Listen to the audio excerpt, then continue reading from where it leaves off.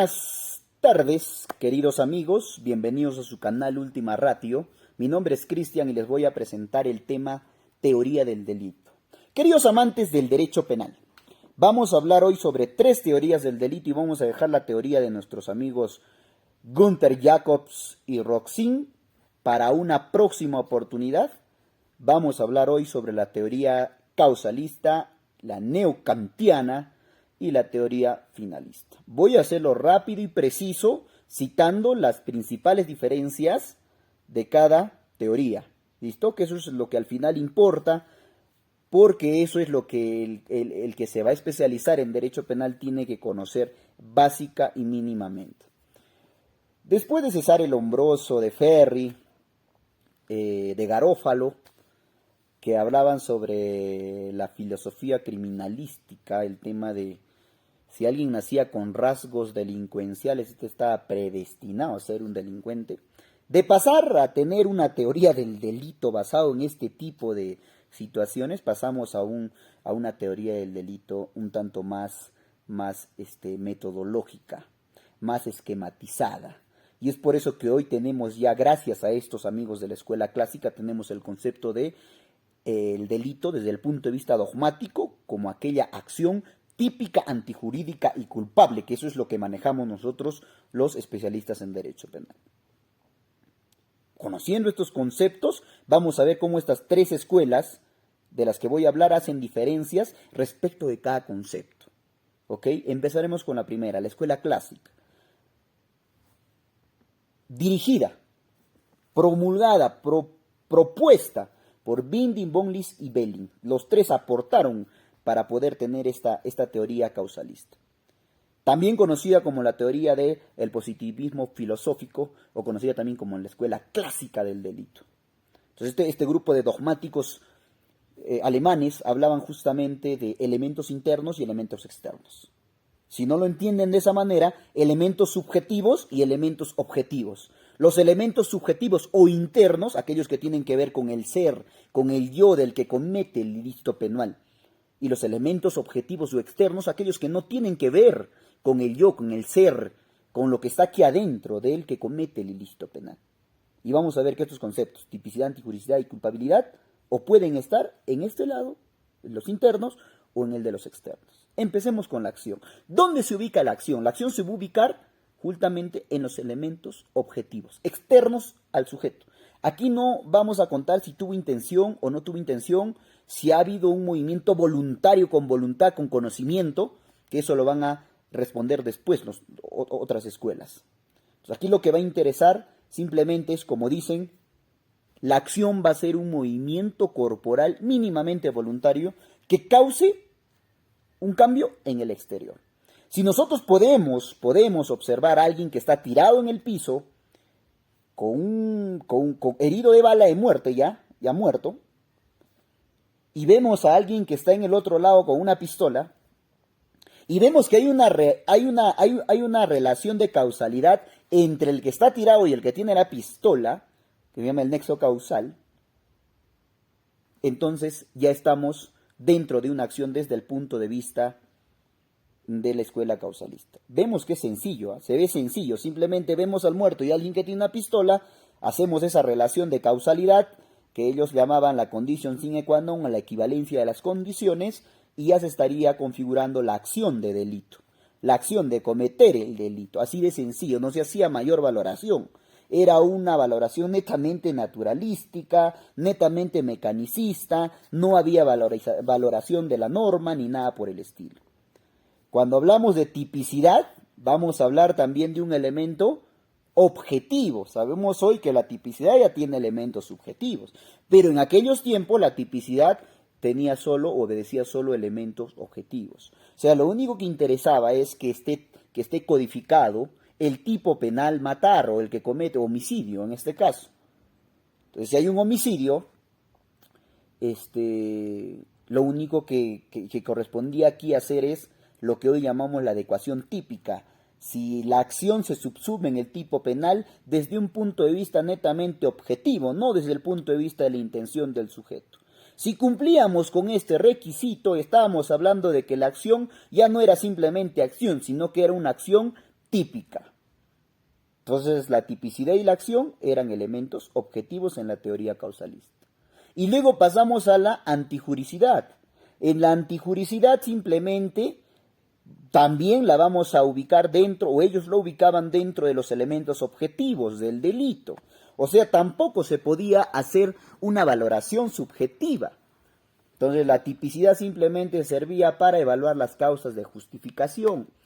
Y lo que se buscaba justamente en la antijuricidad era una relación objetiva de contradicción. ¿Contradicción con quién? Contradicción con la norma, contra el tipo penal que buscaba proteger el bien jurídico vida. Entonces, si la antijuricidad, tú cumplías con este requisito de la antijuricidad de manera objetiva, simplemente veías que no había ni una causa de justificación, ya estábamos hablando ya no solo de una acción típica, sino que ahora también era una acción típica y antijurídica. Hasta ahí ellos manejaban a los elementos objetivos o externos.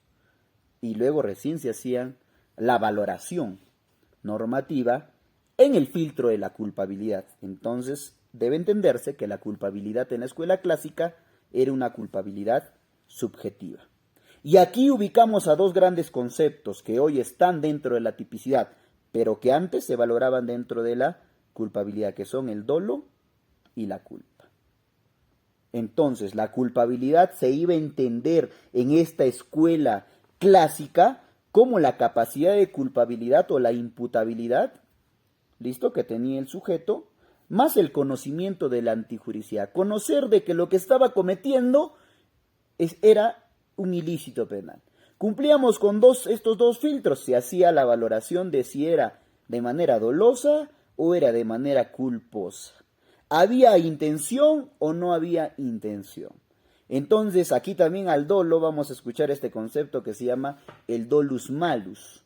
El dolus de conocer el hecho, que está el hecho de ilícito penal, o sea, el hecho de lo antijurídico, más ese juicio o esa capacidad de culpabilidad. Eso era el dolus malus en la época de nuestros amigos von List y von Belling. Resumiendo, vamos a tener a esta teoría clásica en tres filtros: acción, típica y antijurídica, objetivos, externos. No se hacían mayores valoraciones.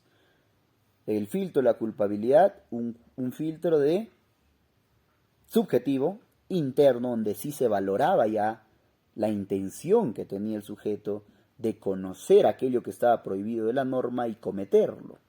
El juicio de la imputabilidad. ¿Listo? Así nos dejaban la estructura del delito nuestros amigos de la escuela clásica. La segunda escuela que vamos a hablar es la escuela neocantiana, neoclásica, también conocida como normativista penal. Esta escuela le da un plus adicional a lo que estaba explicando hasta ese momento von Belling y von List, y dice: no puede ser que no se haga una valoración en la acción y la tipicidad y la antijuricidad. Se tiene que valorar de alguna manera la norma respecto de esto. ¿Y cómo es que hacen estos la observación? Hablábamos en la escuela causalista de una acción netamente mecanicista, natural. Si había un muerto y había alguien que tenía un arma, entonces estaba cometiendo el ilícito penal de homicidio. Entonces, si tenemos esto en la escuela causalista, ellos dicen: no, tiene que haber un valor respecto de la acción que está cometiendo. Y ellos hablaban: no solo se puede hablar de desvalor de acción, no solo se puede valorar la acción, sino que también se tiene que hacer el desvalor de resultado. ¿Y qué es el desvalor de resultado, Cristian? El desvalor de resultado es ese resultado que la norma, por eso que se valora la norma, ese resultado que la norma busca proteger en el tipo penal. Se tiene que hacer ese filtro cuando hablamos de acción. Entonces ya no hablamos de una acción netamente de una acción de un movimiento corporal, sino que hablamos de un movimiento corporal con intención y que además se ha causado ese desvalor de resultado. Eso hablando respecto de la acción. Respecto de la antijuricidad, vamos a ver que la antijuricidad y la tipicidad, primero de la tipicidad, que todavía es un elemento objetivo, al igual que la acción, todavía es un elemento objetivo, sin embargo ya se empiezan a hacer valoraciones. en la tipicidad vamos a ver que ya no va a ser solo un indicio, sino que el tipo va a pasar a ser un fundamento de la antijuricidad. Es por eso que le adicionan este adverbio, este modo adverbial llamado típicamente antijurídico. Entonces la tipicidad y la antijuricidad estaban estrechamente ligados. Y si antes hablábamos de la antijuricidad como un elemento objetivo y lo único que se evaluaba en la escuela clásica eran las causas de justificación y eso es lo que eliminaba o no la antijuricidad, bueno, ahora estas causas de justificación pasan a ser elementos negativos del tipo, elementos negativos del tipo penal, porque ahora el tipo es un fundamento de la antijuricidad. Entonces, si tenemos este concepto, tipicidad y antijuricidad eran partes de un mismo elemento y eran elementos netamente objetivos, donde se tenía que hacer la adecuación típica en el filtro de la tipicidad, no se evaluaba la subjetividad de la persona que estaba cometiendo el ilícito penal, más evaluar si cumplía con algún elemento negativo del tipo o de la antijuricidad, que hoy conocemos como causa de justificación, que podían liberar al sujeto de que se le culpe por este ilícito penal. Hasta ahí vemos que el aporte de la escuela neoclásica fue un tanto más de valoración a la norma. ¿Listo? Pero sin embargo la acción, la tipicidad y la antijuricidad son netamente objetivos. Y si lo vamos definiendo sería la acción o el delito es una acción típicamente antijurídico, elementos objetivos o externos y culpable. Y ahí es donde vamos a evaluar la culpabilidad. ¿Hicieron mayor cambio? No. Todavía estaba el dolus malus, el dolus de conocer el hecho y de ir contra la norma o el conocimiento de la antijuricidad. Todavía había ese dolus malus y todavía había la culpa como formas de la culpabilidad. Ahí nos hicieron mayor apreciación en la escuela neoclásica o neokantiana. La tercera escuela de la que vamos a hablar es la escuela finalista, propuesta por Hans Welser, un jurista alemán también. Y lo que él decía, y lo desfasa toda la teoría que habían propuesto ya nuestros amigos de la escuela clásica y la neoclásica, y dice, no, estamos totalmente desfasados, es imposible tener como filtros netamente objetivos a la acción y a la tipicidad. Definitivamente se tienen que hacer ahí correcciones y tienen que evaluarse ahí elementos subjetivos. ¿Y qué es lo que decía respecto de la acción? Decía, la acción no puede ser simplemente un movimiento corporal. No, la acción, para que se cometa la acción de delito, tiene que haber una acción con intención, con una finalidad. Eso quiere decir que el sujeto, para cometer el ilícito penal, lo que tiene que hacer es, primero, reunir los medios con los cuales va a cometer el delito. Planifica, estudia a su víctima. Hay una finalidad, hay una intención. Y si hay intención y hay una finalidad, se tiene que evaluar lo subjetivo, decía nuestro amigo Hans Welser. Además que el legislador creaba el tipo penal respecto de elementos lógico-objetivos, que eran los que iban a construir el tipo penal. Y ese tipo penal, para subsumirlo, se tenía que ver la intención del sujeto con cumplir con esos elementos lógico-objetivos, que era al final la finalidad que tenía de quitarle la vida a una persona. Eso quiere decir que no solo importaba tener a un muerto y tener a alguien con un arma o con un cuchillo, con un arma blanca, sino que si ahora tenemos de repente a alguien que ha sido herido con cuchillo pero cerca al corazón o cerca a la yugular, pero todavía no se había terminado de quitarle la vida a este varón, se podía hablar de una tentativa de homicidio. Algo que no se habían puesto a pensar las anteriores escuelas. Y ahora con esta finalidad ya no se le iba a juzgar por el tipo penal de homicidio, sino de la tentativa de homicidio. En esto es importante entender el aporte de la escuela finalista. Respecto de la tipicidad, vamos a ver un avance mucho más claro y plausible.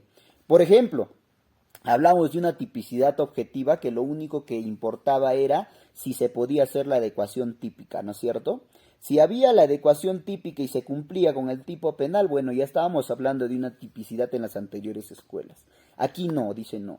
No se puede hablar de una tipicidad sin evaluar el yo interno, lo subjetivo en la persona que comete el ilícito penal. Y decía lo siguiente Hans Wells, lo fundamentaba.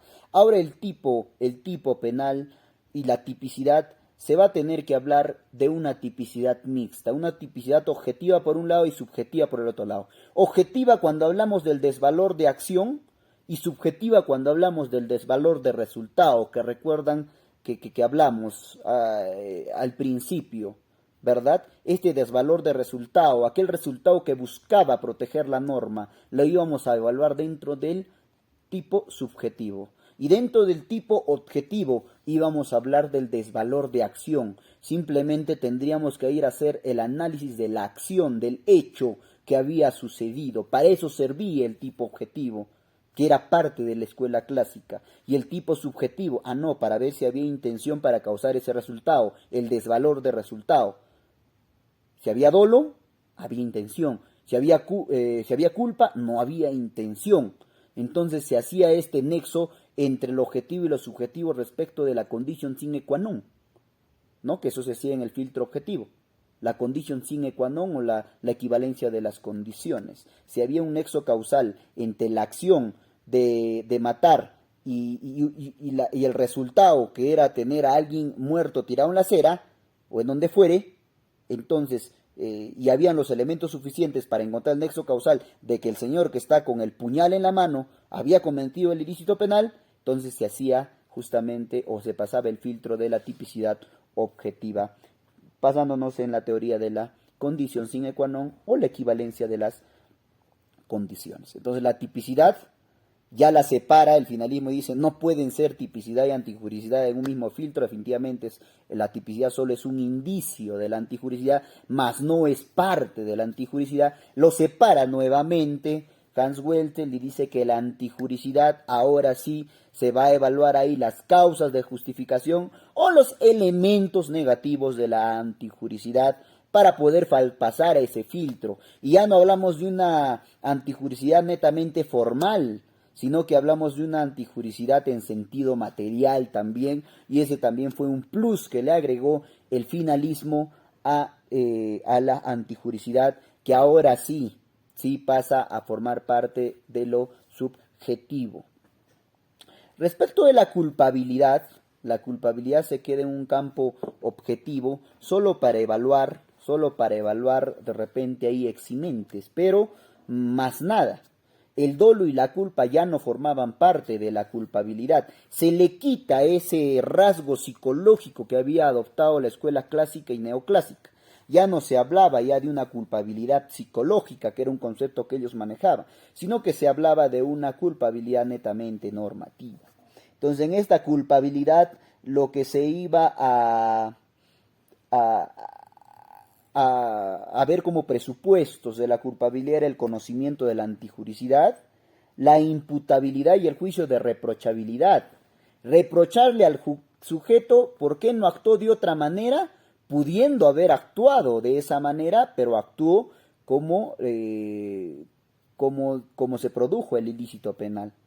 Así quedaría el juicio de la culpabilidad entonces en la teoría del delito finalista. Entonces, vamos a hacer un resumen y con esto terminamos, ¿ok? Teoría del causalismo, la acción, la tipicidad y la antijuricidad son netamente objetivas, la acción es naturalista, mecanicista, la acción solo importa si hay un movimiento corporal que crea algo una modificación en el exterior, nada más. La tipicidad, si se cumple que esta acción pueda ser subsumida o hacer la adecuación típica en la norma o en el tipo penal. La antijuricidad simplemente para evaluar los elementos negativos del tipo, y en la culpabilidad tenemos el conocimiento del hecho, listo, un dolus malus y la culpa como formas de la culpabilidad. En la escuela neoclásica todo sigue igual, lo que cambia es una valoración. Ya se habla del concepto del desvalor de resultado, aquello que el resultado que la norma busca proteger, se basan en eso y se tiene que hacer una valoración a la acción y a la tipicidad para poder hablar, y por eso que se llama, ¿no?, la teoría de la normativización o la valoración, ¿no? Una teoría con un poquito más valorativa, parecida a la teleológica o a la funcionalista. ¿Listo? Y finalmente tenemos a la escuela finalista, que nos aporta todo lo que hoy tenemos, toda la estructura con los mayores alcances que da la escuela funcionalista. La acción va a ser una acción con un fin, con una intención. La tipicidad va a ser dolosa o culposa, analizando el desvalor de acción y el desvalor de resultado. La antijuricidad, se van a evaluar los elementos negativos de la antijuricidad. Ya no es una parte de la tipicidad, sino que ahora es totalmente independiente y va a servir justamente para ver el tema de las causas de justificación. Y en la culpabilidad vamos a ver el juicio de reprochabilidad, la imputabilidad y el conocimiento de la antijuricidad. Así se lo definían estas escuelas. Espero que haya quedado claro, queridos amigos. De repente no he sido muy claro y conciso, pero es necesario entender los conceptos.